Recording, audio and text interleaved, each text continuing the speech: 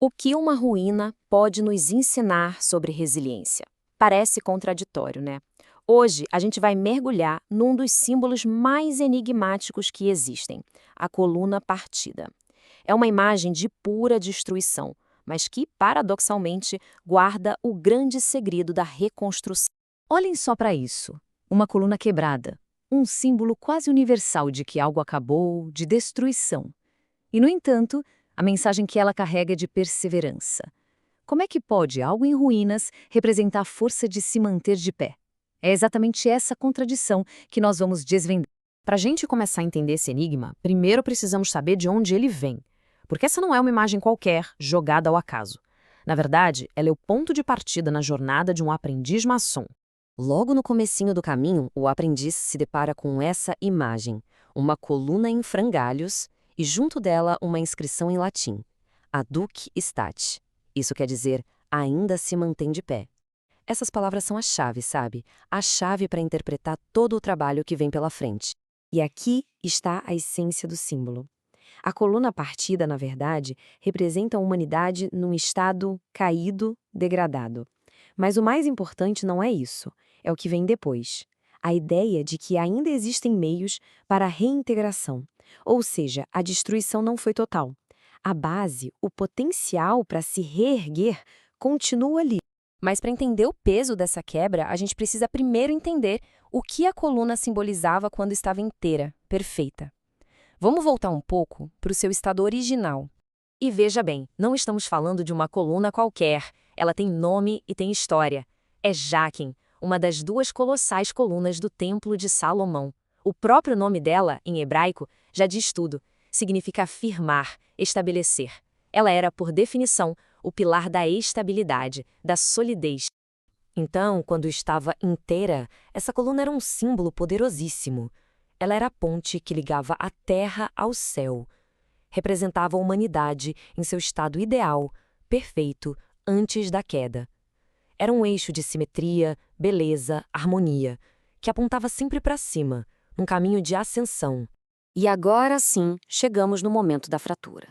O que a quebra dessa coluna, que era a imagem da perfeição, realmente quer nos dizer? A resposta é bem direta. Se a coluna inteira era o ser humano em seu estado original, a coluna partida é o ser humano depois da queda, exilado, fragmentado, separado daquela conexão original com o divino. É uma imagem de desamparo, de nostalgia de algo que se perdeu. E essa ideia de uma destruição que, na verdade, abre caminho para uma reconstrução, isso não é algo único. Aparece em várias tradições. Vamos olhar para dois exemplos muito fortes, a carta da torre no tarô e a história bíblica da Torre de Babel. Os dois símbolos, no fundo, compartilham um tema central. A torre do tarô, ela representa aquela quebra súbita do ego, algo que é doloroso, mas necessário para um recomeço espiritual. Já a Torre de Babel, aquela tentativa de chegar ao divino, também ruiu. Mas, nos dois casos, acontece algo crucial. Embora a estrutura caia, as fundações permanecem. A possibilidade de reconstruir nunca se perde de verdade. Agora a coisa fica ainda mais profunda.